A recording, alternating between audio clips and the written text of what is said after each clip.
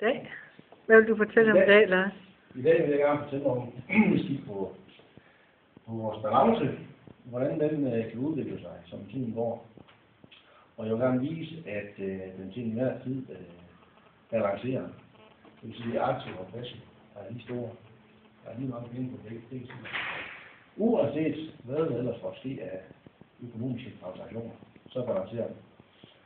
Så hvis vi forestiller os, at vi vil starte en butik op, så kunne vi jo sige, at ejeren har noget at skyde ind fra starten. Og hvis ejeren har noget at skyde ind fra starten, så kalder man det egenkapital.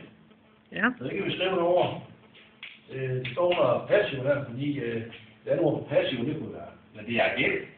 Og det er jo egentlig virksomhedsgæld til ejeren nu. Det er de her eksempelvis egenkapital. Kapital 280.000. Så ejeren lige lagt i virksomheden. De her penge her kan virksomheden så vælge at sætte i banken. Så herover har banken nu, eller har virksomheden nu en værdi i banken, der hedder 280.000. Sådan der. Det vil sige, hvis jeg sætter aktiver sammen og passiver sammen, så er jeg 280.000 på begge sider. Så kan der ske det, at man som ejer af virksomheden vurderer, at de her 280.000 nu har, det er ikke nok til at starte op. Det er det bedste mulighed. En mulighed det er så, at man kunne låne nogle penge, eventuelt i banken, kunne låne penge. Hvis man gør det, så vil jeg på passivsiden få noget mere hjælp. Der har vi en der andre. Det kunne være banken.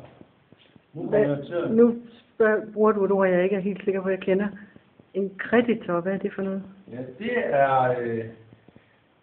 det er de folk, som jeg skylder penge til, som ikke er mine leverandører. Mine leverandører, det er dem, som leverer varer til mig, og de varer, de leverer til mig, det er dem, jeg sætter videre. Andre kreditorer, det er så alle mulige andre, jeg skylder penge til. Okay. Så nu skylder jeg så banken 220.000. Igen.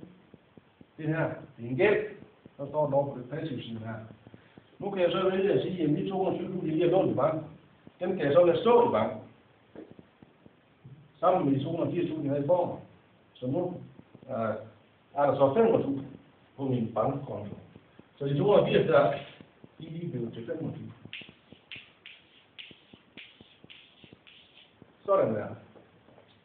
Hvis jeg nu lægger sammen, så er jeg 500.000 igen. Og det står så på en bankkonto. Der kan nu ske det, at jeg kan jo ikke leve af, at jeg har 500.000 til at stå i banken. Så jeg skal til at have gang i min butik. For at få gang i min butik, så skal jeg måske købe en inventar. Inventar, det kunne være bord, stole, reoler, en kanon, en computer, kasseapparat, disk osv. Hvis jeg nu skal investere i det her, så kan jeg jo ikke at sige, jamen inventar, det er jo en værdi. Værdierne står på aktivsiden. Så jeg køber noget inventar. Jeg kan jo ikke at sige, det inventar, jeg køber, det har en værdi af 200.000. Så må jeg jo skynde mig at stå 200.000 her på inventar.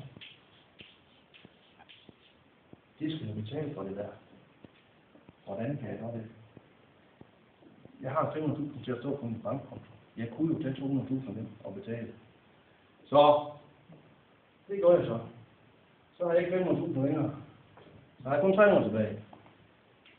Kunne du ikke have taget dem over fra passivsiden?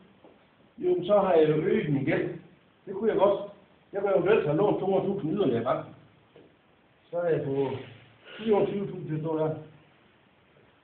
Og så har jeg beholdt mine 500.000 der. Så er der 700.000 her. Det er faktisk også stå herovre. Okay. Men nu valgte jeg så at betale med de penge, jeg havde. Så jeg har stadigvæk 500.000 til at stå der. Og 500.000 til at stå der. Stop.